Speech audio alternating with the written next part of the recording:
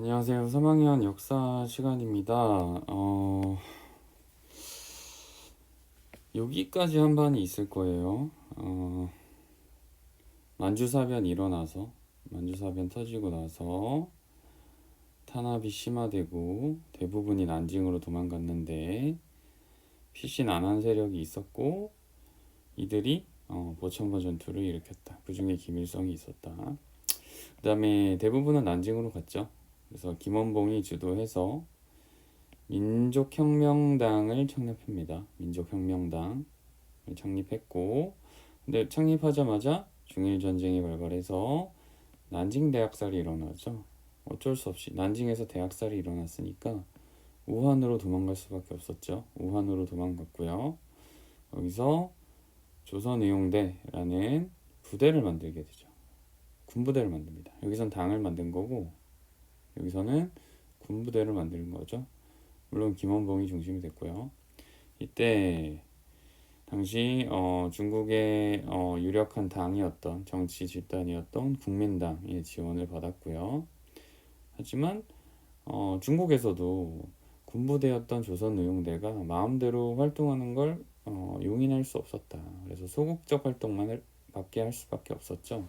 그래서 김원봉은 고심 끝에 김구가 이끌던 여기에 이제 임시정부가 있었거든. 임시정부가 머물고 있던 충칭으로 42년에 이동하게 됩니다. 그래서 42년에 임시정부로 가서 임시정부 산하부대였던 한국 광복군에 자기가 만든 조선의용대를 이끌고 결국에 합류하게 되는 거죠. 하지만 일부 이 사회주의자들은 김구가 사회주의자가 아니었기 때문에 일부 몇몇 애들은 이탈합니다. 그래서 예난으로 가죠. 그러니까 김구가 싫은 애들은 예난으로 가는 거야. 나는 김구 싫어. 예난으로 가는 거야. 그래서 조선의용대 화북지대를 만들고요. 얘네들은 팔루군이라는 이제 중국 부대예요. 중국 부대랑 연합을 해서 싸웠고요. 얘네들이 만든 정치 단체가 조선 독립동맹. 나중에 이름을 바꿉니다. 조선의용대가 이름이 똑같으니까 이름 바꿔서 조선의용군을 만들고 나중에 대장이 김두봉이 됩니다.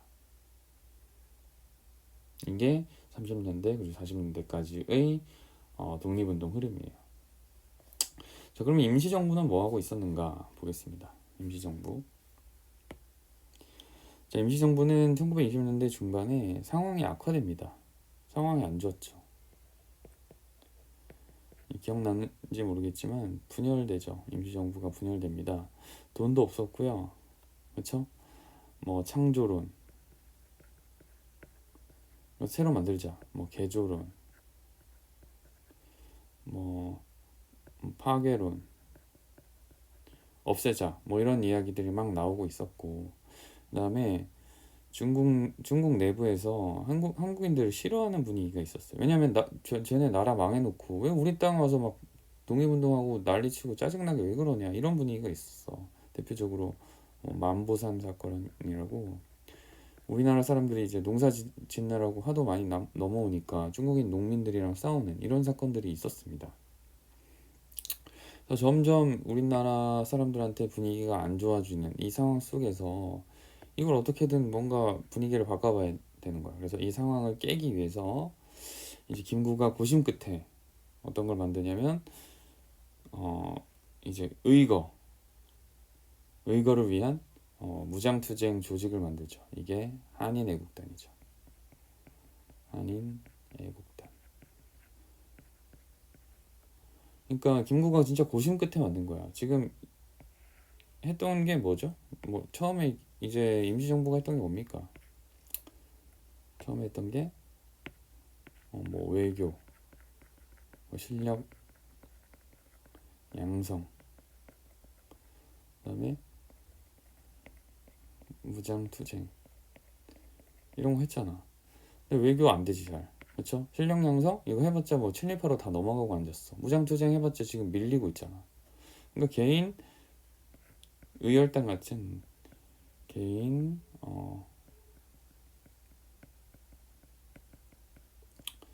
투쟁이라도 해야겠다. 의거 활동이라도 해야겠다 라는 결심을 하고 한인애국단을 창설한 거죠. 의열단 같은 조직을 만든 거야. 임시정부에서 만든 거죠. 김구가 주도했고요. 그러니까 이 쓰러져가는 임시정부를 살리기 위해서 임팩트가 필요했던 거죠. 비밀결사단체였고요. 이봉창, 여기서 활약했던 사람이 이봉창, 이 사람 중요하죠. 윤봉길의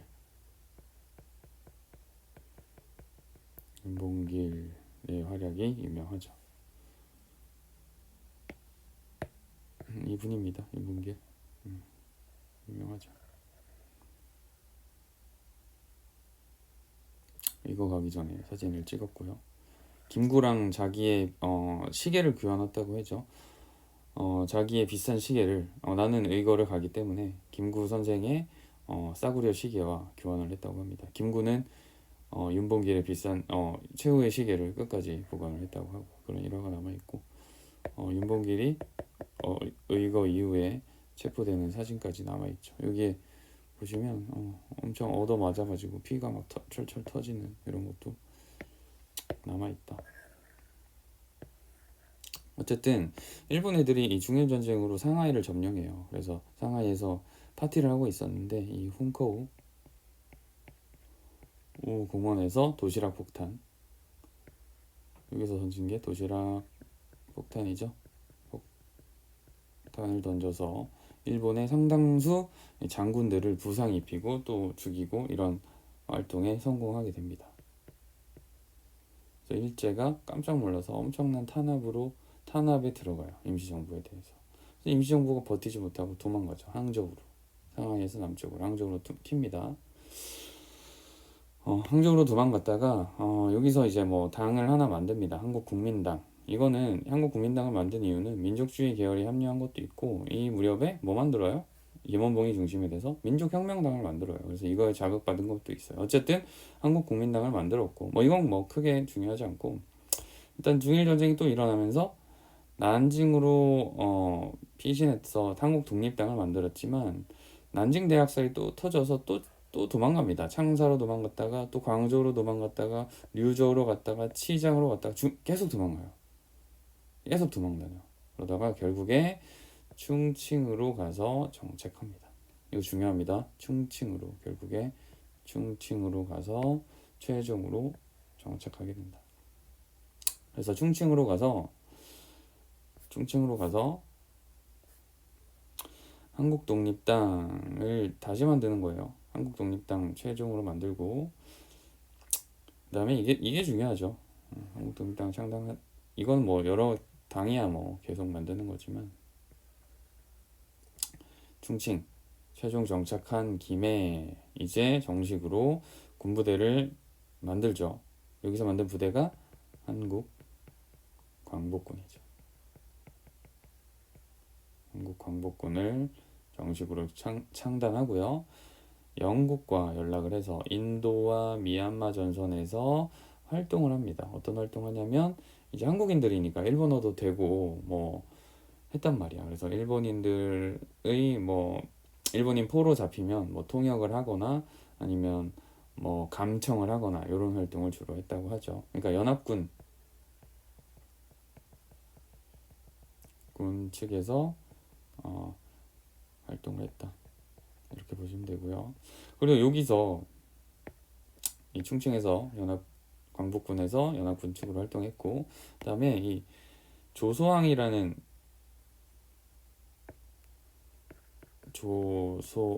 분이 있는데 이분이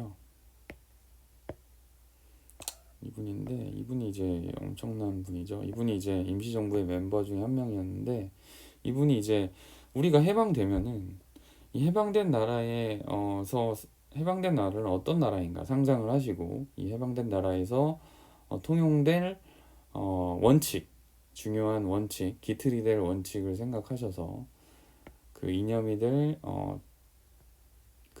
될 것을 창안을 하셨죠. 이게 삼균주의입니다.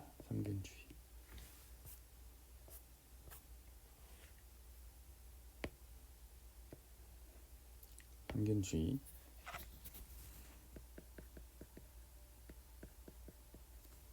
그러니까 세 가지가 균등하다 이런 건데요. 여기 보시면 봐봐. 개인에게 정치와 경제와 교육의 기회가 균등해야 된다. 이게 핵심이죠. 그러니까 우리가 만들 새로운 나라는 정치적으로 균등해야 돼. 불균등하면 안 돼. 정치적으로 평등해야 돼. 경제적으로도 평등해야 되고요. 교육의 기회가 평등해야 된다. 알겠죠? 이게 새롭게 만들어질 우리의 나라다라는 이 기본 세팅을 해놓으신 분이 조수왕. 그렇죠? 뭐라 쓰면 되겠어요? 정치와 경제와 교육 분야에서 균등한 기회를 받아야 된다. 알겠죠?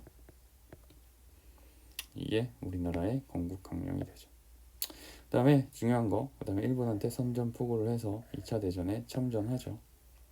그래서 2차 대전에 참전했기 때문에 뭐 이런 활동이 가능했던 거죠.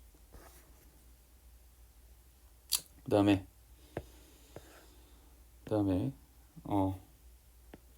42년이 됩니다. 42년이 됐더니 위에 있었던 일이 이제 엮이는 거죠. 한국 광복군에 42년이 되니까 누가 찾아와요? 김원봉이 찾아옵니다. 조선의 용대를 이끌고 김원봉이 찾아옵니다. 아 짜증나. 우리 활동 못하고 있어. 김원봉이 합류하게 되고요. 45년이 되면은 한국 광복군에서 이제 특수부대를 하나 만들어요. 이게 뭐냐면 정진군이야. 정진군. 그러니까 일본이 거의 망할 때가 된 거야. 그래서 정진군이 무슨 뜻이냐면 뽑을 정자야. 뽑아서 추려낸 진격하는 군대 뭐 이런 뜻이에요. 그래서 한 100명 정도의 정진군 특수부대를 만들어서 OSS라고 오늘날의 CIA야. CIA의 전신인 OSS의 도움을 받아서 미국의 중앙정보국이죠. 미국의 OSS의 도움을 받아서 무슨 작전을 준비했냐면 일본으로 쳐들어가는 작전을 준비합니다. 잠수함을 타고 쳐들어가는 작전. 이게 무슨 작전이냐면 국내 작전을 준비하죠. 그러니까 명실상부 우리의 힘으로 다시 진짜 나라를 찾는 작전을 준비하죠. 9월에서 10월 사이에 준비하는 거야. 멋지게 진짜. 하지만 준비하고 있는데 일본이 무조건 항복해버리죠. 진짜 이게 됐다면 뭔가 달라졌을 텐데. 그러니까 임시정부도 나름 열심히 하고 있었다. 알겠죠? 30년대, 40년대는 여기까지 하겠습니다. 역사 이어서 하겠습니다. 자, 일단 해방이 됩니다. 40년대 들어서 해방이 됩니다. 근데 막전 막후 상황을 이해를 좀 하셔야 되는데 상황이 어땠는지 빠르게 보겠습니다. 빠르게 30년대 후반 39년에 세계 몇 차 대전? 맞아요. 2차 대전이 일어나죠. 세계 2차 대전이 일어납니다. 2차 대전이 일어나죠. 연합군을 어떻게 정리할까요? 그렇죠. 미국, 영국, 프랑스, 소련 이 정도가 이제 주요 연합국이고 이제 추측국이죠. 이제 독일, 이탈리아, 일본 이 정도가 추측국이에요. 그러니까 2차 대전은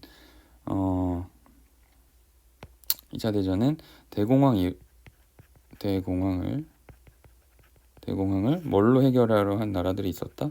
전쟁으로 해결하려고 한 추측국과 연합국의 전쟁이었다. 이렇게 보시면 되죠. 그래서 초반에 전쟁을 준비한 누가 이겼겠어요? 추측국이 우세합니다. 무려 누가 항복하죠? 프랑스가 독일에 밀려서 항복을 하죠. 프랑스가 이제 독일 막으려고 우주 방어선 만들어 놓은 게 하나 있었잖아요. 그게 그 유명한 무슨 방어선이에요? 맞아요. 마지노 방어선. 그래서 야 여기까지가 내 마지노선이야 이런 말이 여기서 나오는 거잖아. 이게 마지노 라인. 근데 이 독일 애들이 이제 골 때리게 마지노선으로 이렇게 뚫은 게 아니고 어떻게 하면 됩니까? 야 마지노선 필요 없어. 그냥 중립국이었던 벨기에를 타고 그냥 와버리잖아. 이게 무슨 그쵸. 헛짓이었죠. 그리고 일본도 골 때리게 미국이랑 전쟁하기도 전에 선전포고도 없이 그냥 조용히 가서 기습 공격해버리죠. 원래 선전포고 우리 너네랑 전쟁할 거야 선언하고 저들 싸우는 건데 그런 거 없이 그냥 진주만 미국의 태평양 함대가 있었던 진주만 이제 일본이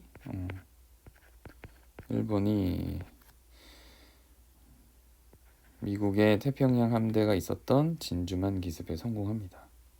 추축국이 초반에는 우세했던 거야. 그런데 이러한 상황이 역전됩니다. 미드웨이 해전이라고 미국이랑 일본이 이제 태평양에 패권을 두고 한판 붙었거든요. 근데 이제 2차 대전쯤이 되면은 바다 위의 싸움도 어떤 배가 이제 주력이 되냐면 항공모함이 주력이 되죠.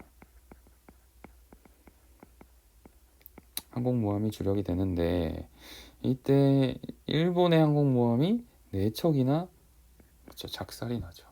거의 끝난 거야. 항공모함 4척이 작살났다는 건 지금 미국이 항공모함 굴리는 게 8대, 9대 이 정도 규모인데 이때 항공모함 4척이 작살났다는 건 거의 끝났다 보시면 되죠. 미국이 제해권을 장악했다. 그리고 또 결정적인 전투가 42년 11월에 일어났는데 이게 그 유명한 스탈린그라드 전투죠. 스탈린그라드 전투. 이건 누구랑 붙어요? 독일과 소련이 붙습니다. 그래서 독일이 이제 소련을 끝내려고 밀고 들어갑니다. 독일군 50만 이상이 투입되었고요. 쭉 밀고 들어가요. 이 독일은 이제 계속 버티는 거야. 소련은 계속 버티는 거야. 추위가 올 때까지 버텨서 결국에 이기죠. 9만 명이 항복하고요. 40만이 전사합니다. 그렇죠?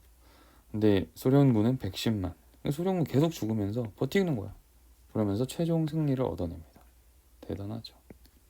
연합군의 전세 역전이 시작됩니다. 결국에 이제 이길 것 같은 거야. 연합국이 우리 이길 것 같으니까 전우철이 회담을 시작합니다. 이게 중요해요. 처음으로 회담했던 게 카이로 회담이야. 카이로. 그래서 누가 모이냐면 미국, 영국, 중국이 모여요. 미국, 영국, 중국. 그래서 모여가지고 야 어떻게 하자 하다가 이때 이제 김구랑 장제스랑 친했어. 장제스. 당시 중국의 이제 대표로 누가 나갔냐면 장제스가 나갔거든. 장제스가 나갔기 때문에 장제스가 이제 김구랑 친했기 때문에 김구가 부탁을 해요. 야 우리 한국 좀 언급 좀 해줘. 독립 좀 시켜줘 했던 장제스가 여기 올려가지고 최초로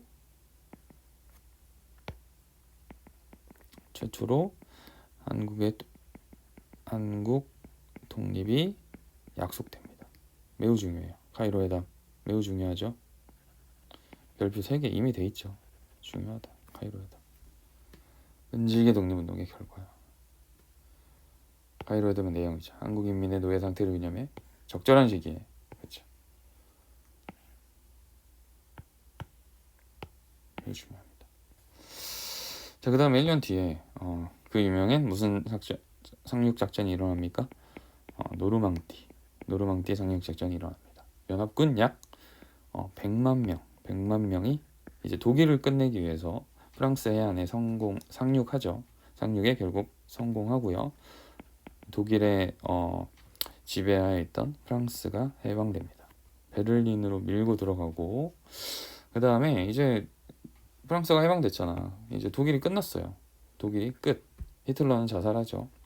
그다음 어딜 끝내야 돼? 독일 끝냈으니까 이제 일본 끝내야지. 이제 일본을 끝내기 위해서 일본이 목표가 된 거야. 그래서 일본을 끝내기 위해서 미국이 작전을 짜요. 일본 끝내기 위해서. 그래서 미국이 짠 작전이 몰락 작전이야. 몰락. 오퍼레이션 다운폴이라고 불렀다고 해요. 그러니까 몰락시키기 위한 작전이야. 일본을 석기 시대로 돌려버리자라고 이제 개념을 잡았다고 해. 그래서 미국이 일본을 공격하는데 100만 이상을 상륙하기로 목표를 잡았고요. 맞아요. 여기 석기 시대. 그런데 동시에 어떤 작전도 같이 수행하고 있었냐면 맨하튼 작전이라고. 무슨 폭탄? 맞아요. 원자폭탄을 같이 개발해 보자. 왜 병력을 100만을 쓰냐. 폭탄 하나만 날리면 되는데. 이 상황이었어. 근데 그 사이에 얄타 회담이라는 게 진행됐는데 미국, 영국, 소련이 회담을 했고요. 이때 소련이 야, 우리도 일본 치러 갈게. 태평양 정선에 참전을 약속했고, 이때 소련, 일본이 불가침 조약이라는 걸 맺고 있었어. 불가침 조약이라는 건 불가하다. 침략이 불가하다. 그러니까 일본이 소련을 구워 삶고 있었다는 거죠. 불가침. 옛날에 러시아가 일본이랑 한번 싸워봤잖아. 러일 전쟁이라고. 러시아가 일본이랑 한번 붙어봤다가 쫄아 있었던 거야. 그래서 일본 무서운데 하고 있다가 이때쯤 일본이 거의 질 것 같으니까 소련이 일방적으로 불가침 조약을 파기하고 일본을 공격하겠다라고 약속한 게 얄타 회담이죠. 그리고 이때 히틀러가 자살하고. 그렇죠? 나치 독일은 이때 항복합니다. 일본은 하지만 계속 저항하죠. 이때 나왔던 말이 당시 일본의 인구가 1억이었는데 1억 총 옥세. 옥세라는 게 옥을 망치로 때리면 진짜 산산조각 나거든요. 다 부서지듯이 다 죽겠다 이런 거예요. 그 다음에 포츠담 회담이라는 게 있어요. 포츠담 회담. 독일에 있는 도시인데 누가 모이냐면 미국, 영국, 중국, 소련이 모여요. 거의 마지막 회담이죠. 일본한테 야, 니네 끝났다. 어떻게 해라? 무조건 항복해라. 야, 다 필요 없어. 조건 걸지 말고 무조건 항복해라. 그리고 한국에 독립시켜 줄 거다. 독립을 재확인합니다. 하지만 일본은 야, 우리 항복 안 할 거야. 그래서 일단 맨하튼 작전으로 원자폭탄이 완성됐었거든요. 그래서 한번 던져보자. 던집니다. 8월 6일에는 히로시마에 던졌고요. 8월 9일에는 나가사키에 던지죠. 원래 교토, 도쿄 이런 데 던져야 되잖아. 근데 그런 데 던지기 전에 공장 밀집 지역에 먼저 던진 거예요. 하지만 2방 맞고 끝나죠. 일본이 깜짝 놀라죠. 아니, 이렇게 강력한 무기가 있다니. 한 방에 그냥 10만 명이 전멸하잖아요. 그렇죠? 전쟁이 끝나게 되죠. 자, 그럼 이 무렵의 상황이 어땠는가 보겠습니다. 국외에는 어떤 상황이었죠? 무슨 정부가 하나 있었어? 충칭에 김구가 이끄는 맞아요. 대한민국 임시정부가 있었죠. 그렇죠. 꿋꿋하게 아주 떳떳하게 버티고 있었던 대한민국 임시정부. 주요 인물이 김구, 김원보, 한국 독립당이 있었고 한국 강복군이 버티고 있었다. 그 다음에 조선 독립동맹이라고 있었죠. 기억나요? 예난에 김두봉이 있었고 사회주의 계열이었고 조선의용군을 이끌고 있었다. 그 다음에 국내에는 뭐 있었을까요? 국내에 뭐가 있었냐면 조선 건국동맹이라는 게 있었어. 여운형이라는 사람이 이끌고 있었고 이 사람도 이제 국내에서 나름대로 끝까지 일본의 친일파가 되지 않고 열심히 독립운동 하던 사람이고요. 비밀 단체였어요. 좌우 합작 단체였고 근데 뭐 크게 활동은 하지 못하고 있었지. 어쨌든 조선 건국동맹이 있었고 45년 8월 15일 이제 일본이 항복하기 거의 직전에 조선 건국 준비위원회로 이름을 바꿔요. 그러니까 얘가 이제 국내에 있으니까 여운형이 가장 유리한 거야. 이름을 싹 바꿔. 이제 건준이죠. 약칭이 건준이야. 그래서 전국에 지부를 만들고 치안대, 경찰 역할을 한 거야. 어쨌든 좌익이 좀 더 강한 상황이었고. 그다음에 조선공산당이 있었습니다. 조선공산당. 그래서 조선공산당은 나중에 이름을 바꾸는데 이제 남조선 노동당 박헌영이 대장이었고 그 다음에 한국민주당 이제 김성수가 이제 지도자였고요. 한국민주당은 주로 이제 독립운동을 하다가 친일파로 변한 사람들이 일본이 이제 망할 것 같은 거야. 그래서 야, 씨, 안 되겠다. 빨리 당 하나 만들자. 국내 우익 세력들. 그렇죠? 그래서 얘네들은 건준을 부정합니다. 그래서 옛날에 그래도 자기들이 한번 발이라도 담가봤었던 임시정부 봉대하자, 받들어서 올리자 이런 거를 주장했죠. 독립운동가나 지주층이나 친일 인사 이런 애들이 한국민주당에 발을 담고 있었다. 핵심은 조직이 너무 많아. 대한민국 임시정부 제일 강력한 애들이 뭐 있었어요? 임시정부 일단 있고, 그 다음에 조선독립동맹도 뭐 나름, 그 다음 조선건국동맹, 얘네가 제일 셌죠. 전국에 지부가 있고, 그렇죠? 치안대도 있고, 조선공산당도 뭐 있고요. 한국민주당도 돈이 있고, 얘네들, 그렇죠? 지주층이 있으니까 친일 인사 돈 많잖아. 어쨌든 탄재가 너무 많았어. 과연 누가 주도권을 잡을 것인가? 이 빈칸은 한번 채워보세요. 빈칸은 한번 채워보고 문제도 한번 풀어보세요. 모르겠으면 실수업 때 쌤한테 물어보면 알려드리겠습니다. 그 다음에 이게 끝이 아니고 더 있습니다. 자, 이제 해방이 됐죠. 그러면 아까 봤던 요 조직들 머릿속에 놓고 해방 다음에 어떻게 되는지 한번 보겠습니다. 일본이 무조건 항복을 합니다. 일본이 무조건 항복을 하고, 그러면 우리나라는 누가 점령했느냐? 봐봐. 일본이 무조건 항복을 한 다음에 우리나라 일본 식민지였잖아. 그럼 북쪽에선 당연히 일본을 공격하러 누가 내려오고 있었다 그랬어? 소련군이 내려오고 있었어. 소련군이 쭉 내려왔단 말이야. 너무 빨리 내려오니까 미국은 이제 바다 쪽에서 쭉 건너오고 있는데 일본 애들이 이제 계속 항복 안 하고 저항하고 있었잖아. 기억나요? 그러니까 뭐 맨하튼 작전 해가지고 폭탄 떨어뜨린 거 아니야. 폭탄 떨어뜨려서 겨우 항복시킨 거 아니야. 그래서 미국 애들이 야, 소련 그만 내려와 하고 그은 게 38선이야. 야, 그만 내려와 하고 끄은 거예요. 그래서 소련이 북쪽을 점령하고 미국이 남쪽을 점령한 거야.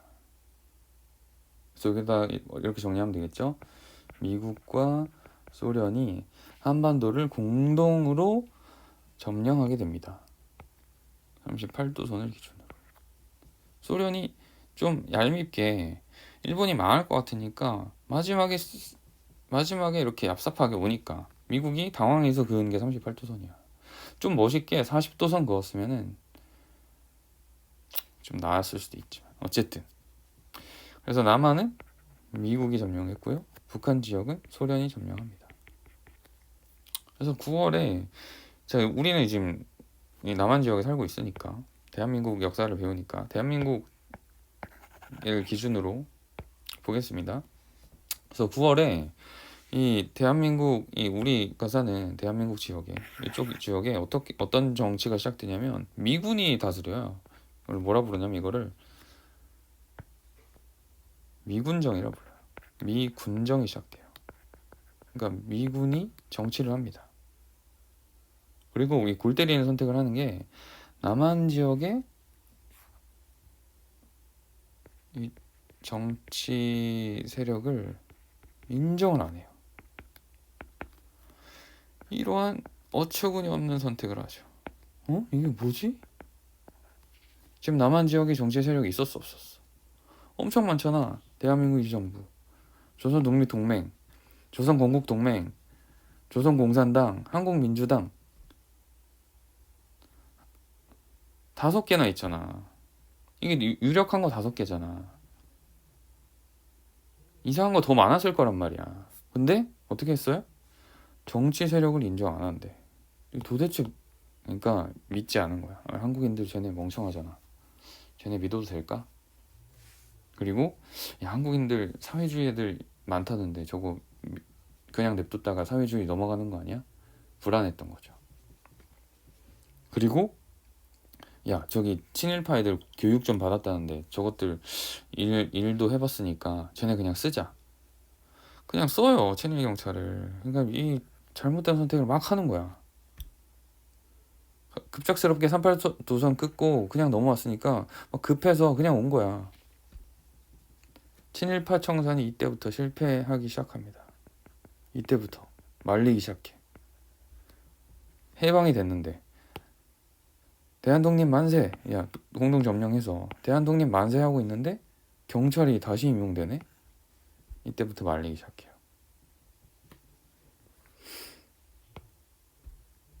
친일파 경찰들은 출근을 못하고 떨고 있는데 내일부터 출근하래, 갑자기. 이렇게 되는 거야. 이 와중에 모스크바 3국 외상회의라는 게 열려요. 러시아의 수도 모스크바에서 세 개 나라 이제 외무부 장관, 외상이라는 게 외무부 장관이야.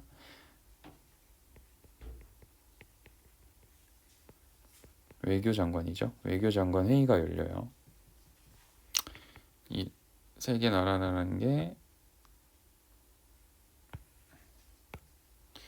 미국, 영국, 소련이에요. 그래서 어떤 결과가 나왔냐면, 자, 한국에 임시정부를 수립하겠다. 근데 임시정부는 모든 단체와 그다음에 모든 정당을 참여시키겠다. 그래서 모든 단체와 정당을 참여시키는 임시정부를 수립할 거고, 그리고 그 임시정부를 만드는 그 위원회는 미국과 소련이 공동위원회를 개최해서 여기서 회의할 거다. 그 방법은. 그리고 니네 한국인들은 좀 멍청하기 때문에 아직 준비가 안 됐기 때문에 5년 동안 우리가 대신 맡아서 신탁 통치라는 걸 해주겠다. 대신 맡아서 신탁 통치를 해주겠다 라고 선언을 해요. 그러니까 핵심은 니네 임시정부 마련해 줄게. 그 방법은 미소공동위원회에서 정해줄게. 그 대신 니네가 준비 부족하니까 신탁 통치 5년만 먼저 할게. 이게 핵심인 거야. 그러면 여기서 핵심은 이거죠. 임시정부 수립해주긴 할 건데 신탁 통치 5년 해줄게. 이게 두 가지가 핵심일 거야. 근데 좀 우리 입장에서 짜증나는 건 독립 바로 하고 싶은데 5년 동안 신탁 통치하는 이게 좀 짜증나는 거야. 그런데 국내 반응은 어디에만 이제 핵심이 찍혀버리냐면 신탁 통치. 여기에만 이제 핵심이 찍혀버리죠. 우리나라 사람들로서는 35년 동안 이제 식민지 지배를 받았는데 신탁 통치 5년 하니까 이제 더 갑자기 열받는 거야. 야, 독립된 줄 알았더니 또 신탁 통치 5년? 이거를 약간 식민 지배처럼 받아들이는 거야. 그래서 국내에서는 격렬한 신탁 통치 반대 운동, 줄여서 반탁 운동이 일어납니다. 이 사람들의 마음은 이해되시죠? 신탁 통치를 싫어하는 운동이 일어나요. 사람들이 원래 다 싫어했어. 그런데 갑자기 사회주의 애들이 갑자기 입장을 바꿔.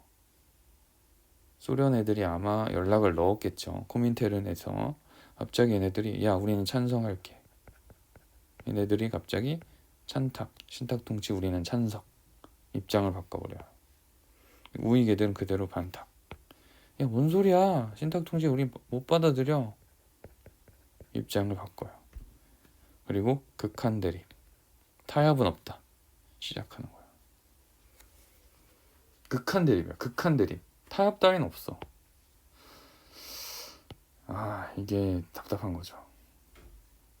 그리고 이때 친일파 애들이 살짝 반탁 운동으로 애국자로 이미지 변신하죠. 친일파 애들이 여기서 반탁 운동에 끼면서 야, 우리가 살 길은 여기서 이미지 변신이다. 반탁으로 끼자. 왜냐면 반탁이 멋있어 보이잖아. 친일파 애들이 이미지 변신할 때 반탁 운동에 껴가지고 애국자로 변신하는데 성공합니다. 꼬이는 거죠. 어쨌든 이렇게 혼란이 막 오는 상황 속에서 어쨌든 모스크바 3국 외상회의의 결정에 따라서 뭐가 시작돼야 돼요? 어쨌든 뭐가 시작돼야 됩니까? 자, 3국 외상회의의 결정이 이거잖아. 그래서 미소공동위원회가 개최됩니다. 1차 미소공의가 개최됩니다. 그런데 개최가 딱 됐는데 3월달에 1차 미소공의가 딱 개최됐는데 미국 소련 애들이 딱 앉아가지고 회의를 하는데 바로 휴회돼요. 야 그냥 파토납니다. 왜 파토나냐면 참가 단체 문제 때문에. 그러니까 미국 애들은 야 우리 사회주의 단체 안 받아. 소련 애들은 야 사회주의 단체 받아야 돼. 이것 때문에 싸우다가 파토나요. 골 때리죠. 또 꼬이는 거야.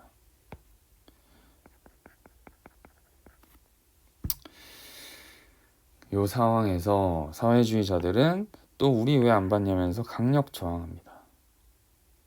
막 시위하고 난리 나는 상황 속에서 사회주의자들이 또 삽질해요. 어떤 거 삽질을 하냐면 정판사라는 출판사가 있었는데 여기에서 위조 지폐를 찍다가 걸려요. 돈이 없으니까 위조 지폐 찍다가 걸려. 사회주의자들의 이미지가 막 안 좋아지기 시작해. 막 경찰에 잡혀가고. 그래서 야 우리 탄압하지 마 막 이러고 개판이 나죠.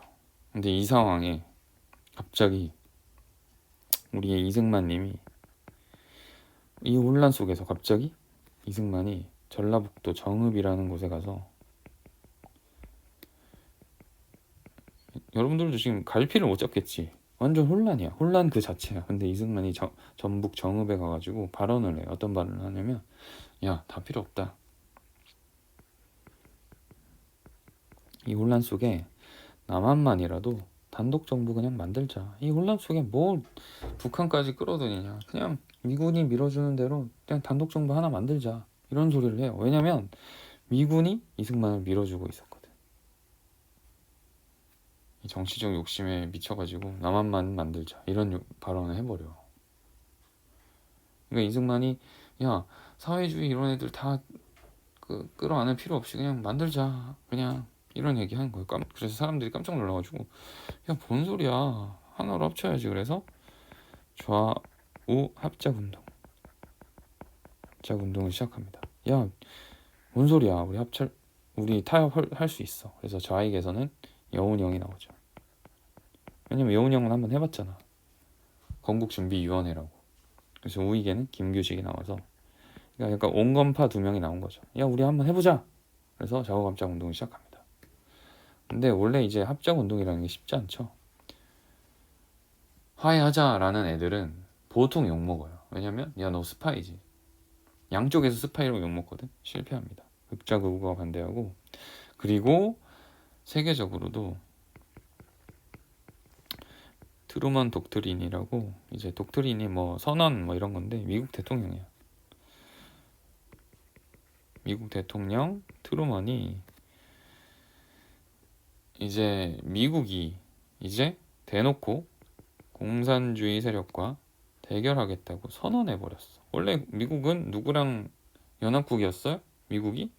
원래는 소련과 같은 편이었어. 2차 세계대전까지는.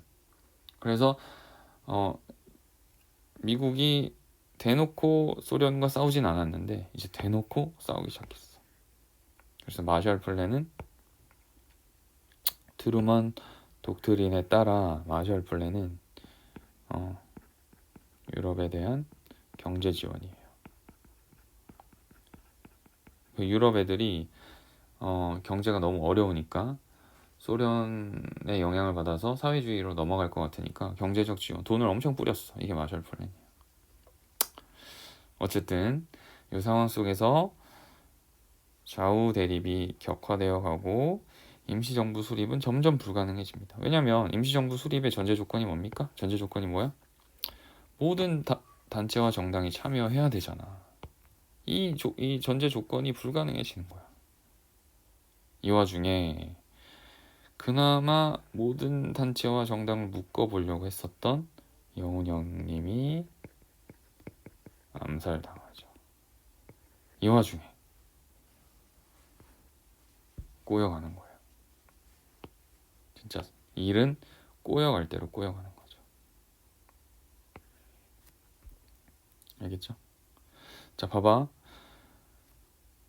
자 흐름 다시 체크할게요. 일본이 항복했어. 일본이 항복했고 미군정이 시작됐고요. 모스크바 3상회의가 결정이 났고 국내 반응이 나왔고요. 미소공의가 개최됐고 결렬됐고 그다음에 좌우합작 이승만 정읍 발언, 좌우합작 운동이 시작됐지만 실패했다. 이 정도가 큰 흐름이죠. 어쨌든 요 와중에 그래도 2차 미소공의 파토 났더라도 해야지. 그래서 2차 미소공의가 개최됩니다. 2차 미소공의 하긴 해야지. 근데 똑같은 문제로 참가단체 문제로 또 이제는 완전 결렬됩니다. 휴회가 아니라 결렬. 똑같은 문제로. 그래서 미국 애들이 짜증 나가지고 야, 안 되겠다. 한국 문제를 어디로 넘기냐면 유엔 총회로 이관시켜요. 그래서 유엔에서 회의를 해가지고 야, 우리가 감시할 테니까 어떻게 알아? 한반도에 인구대로 이제 대표를 뽑아서 총선을 하자. 총선거를 해서 총선 후에 뭐 하자? 독립시키자. 결정을 딱 내렸어요. 깔끔하게. 유엔에서 이걸 딱 결정을 내렸단 말이야. 근데 이때 또 또라이가 한 명 나타나죠. 이때 나타난 또라이가 누구냐면 북한을 당시 지배하고 있던 김일성이죠.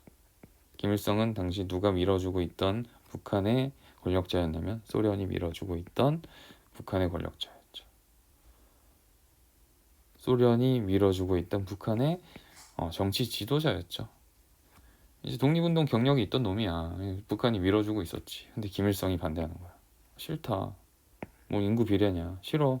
그래서 김일성이 유엔 대표단이 북한 들어가려고 그랬거든. 인구 조사하고 해야지 총선거 할 거 아니야. 북한 입국을 거부합니다.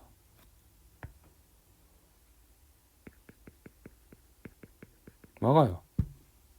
골 때리는 거 아니야? 김일성을 북한 대장이라 싫어한다기보다 역사적으로 이것 때문에 싫어해야 돼. 우리는 그냥 공산주의자라서 싫어한다기보다 이것 때문이라도 싫어해야 돼요. 역사의 적이죠. 어쨌든 이렇게 꼬여가는 가운데 약간 유엔 애들이 야, 그러면 실시 가능한 지역가 어딥니까? 남한이죠. 남한에서 그냥 선거해라. 단독 선거해라. 이걸 결정을 내려버립니다. 그래서 48년 5월 10일 날 총선하기로 결정을 빵빵 때려버리죠. 그래서 총선 준비가 시작됩니다. 어디서 투표를 할 거고 포스터 막 붙이기 시작하고 막 시작되는 거야. 후보 막 등록하고. 그런데 이 상황에서 이제 진짜 총선을 하면은 남한에서 정부가 만들어질 거 아니야. 이때 총선을 이제 총선을 막으려는 이제 운동이 일어나요. 왜냐면 남한에서 정부 딱 수립되면 진짜 이제 정부가 남한에서 하나, 북한에서 하나 만들어질 거거든. 이제 분단이 되는 거야. 그래서 이걸 막아보려는 활동이 시작되죠. 이 분단을 막아내려는, 이제 드디어 정신 차려서 분단을 막아내려는 이 활동을 했던 사람이 김구죠. 김구. 사실 김구는 우익이라서 어떤 운동을 했었냐면 반탁 운동했어요. 반탁 운동했고, 그다음에 얘는 이제 임정 출신이잖아. 임정 출신이고 이제 자존심이 세가지고 누구랑 싸웠냐면 주로 이승만이랑도 싸우고 사회주의랑도 싸우고. 그러니까 타협을 몰랐어. 타협이라는 걸 모르는 애였어. 그러니까 지금 해방 공간에서 타협이라는 걸 해야 되는데 타협을 몰라. 사회주의랑도 싸우고 이승만이랑도 싸우고 미국이랑도 사이가 안 좋아. 그러니까 마이웨이로 그냥 달린 거야. 이거 마이웨이로 그냥 마이웨이로 그냥 계속 가고 있었던 거예요. 근데 이때야 정신을 차린 거죠. 야, 진짜 분단 되겠구나. 김구가 딱 정신 차리고 야, 안 된다. 그래서 2천만 동포에게 웃고 이러면 안 됩니다. 이런 글도 쓰고요. 북한으로 건너가요. 남북 협상이라고 이제 북한을 방문하죠. 김규식 우익의 이제 온건파 우익이었던 김규식을 데리고 북한을 방문해서 김일성을 설득하죠. 야, 김일성, 너 이러지 마라. 총선거 해야 된다. 하지만 실패합니다. 김일성한테 이용만 당하고 실패하고요. 그래서 김구가 이제 마지막으로 했던 게 총선 불출마 선언이에요. 야, 내가 총선 불출마하면은 나 같은 거물이 총선 불출마하면 이게 파토 나겠지. 하지만 이것마저 실패하죠. 뭐 김구가 불출마한다고 총선이 파토 나갔어? 아무런 상관없이 총선은 진행됐죠. 그래서 김구는 해방 공간에서는 정치적으로 실패만 하다가 아쉽게 되죠. 그리고 또 어떤 활동이 있었냐면 제주 4.3 사건이 벌어져요. 그러니까 사회주의자들이 이 남한에 사는 사회주의자들이 이제 결국에는 미군이 밀어주는 이승만이 이제 권력을 가질 것 같은 거예요. 그러니까 사회주의자들이 저항을 합니다. 저항을 해요. 그럼 얘네만 잡아야 되는데 경찰에서 얘네들 잡으려고 무차별로 막 죽인 거야. 4만 명을 막 죽인 거죠. 이게 4.3 사건이에요. 그래서 이 4.3 사건이 이제 되게 안타까운 사건이고요. 어쨌든 이런 사건 속에서 5월 10일 날 총선이 실시됩니다. 총선이 실시되고 이때 재헌 국회의원이라는 게 뭐냐면 헌법을 제정하는, 헌법이 없잖아. 그러니까 이 국회의원은, 이 지금 뽑힌 국회의원은 헌법을 만드는 게 목표야. 그래서 재헌 국회의원이라 불러요. 선출이고 임기는 2년이었어. 왜냐하면 헌법을 만드는 게 목표이기 때문에 임기가 2년밖에 안 됩니다. 그래서 이 국회는 재헌 국회라고 불러요. 원래 국회의원이라는 게 법 만드는 게 목적이잖아. 그래서 재헌 국회가 출범하고요. 이 국회의원들은 실제로 헌법을 제정하죠. 그래서 이 헌법을 재헌헌법이라 부르고 이때가 재헌절이죠. 그래서 이 재헌헌법에 따르면 우리나라는 무슨 제? 대통령제고요. 그리고 간선제, 대통령을 간접선거로 뽑는 간선제였죠. 간접선거. 초대 대통령으로 이승만이 당선됩니다. 간접선거로 누가 뽑았냐면 국회의원들이 뽑았습니다. 왜냐면 국회의원을 이제 누가 뽑았냐면 국민들이 뽑았기 때문에 국민들이 뽑은 국회의원이 뽑으면 간접선거다. 그래서 간선제. 그래서 대한민국 정부가 8월 15일 날 48년 8월 15일 날 수립됐고 3년 만에, 그리고 같은 해 9월 9일 날 조선민주주의 인민공화국 북한 정부가 수립되죠. 수상으로 김일성, 소련이 밀어주던 김일성. 부수상으로 저번에 남조선 공산당의 대장이었던 박헌영. 여기 됩니다. 10월에는 이제 여수 순천 사건이라고 이제 국군, 이제 우리나라 군대 내부에 있었던 사회주의자들이 이제 반란을 일으켜요. 그래서 이제 사회주의자들을 속아내는, 이제 검색해서 쫓아내는 거야. 이게 숙군 작업인데 이때 사회주의자들 군인들이 많이 걸리거든요. 이때 살아남았던 군인, 이때 자기 동지들의 명단을 넘기고 살아남았던 사람이 이제 박정희 같은 사람이고요. 그다음에 이때 제주도민의 학살들이 막 한창 벌어지고 있었고, 그렇죠. 그다음에 49년이 됩니다. 49년이 돼서 어쨌든 김구는 또 나름대로 정치적 이제 거물이잖아. 그래서 어쨌든 정치적 거물로서 이제 국회의원이 임기가 2년이잖아요. 그래서 임기가 2년이기 때문에 다음번 총선을 준비하고 있었죠. 그래서 어쨌든 재헌 국회의 임기가 2년이었기 때문에 재헌 국회에는 참여하지 못했지만 다음 국회에 참여해서 뭔가 자기도 이제 뭔가 지도자로서 준비를 하고 있었는데 암살범에 의해서, 안두희라는 암살범에 의해서 김구가 암살됩니다. 그렇죠. 통일을 추구하던 김구가 암살됨으로써, 그렇죠, 분단은 거의 기정사실화 돼버렸죠.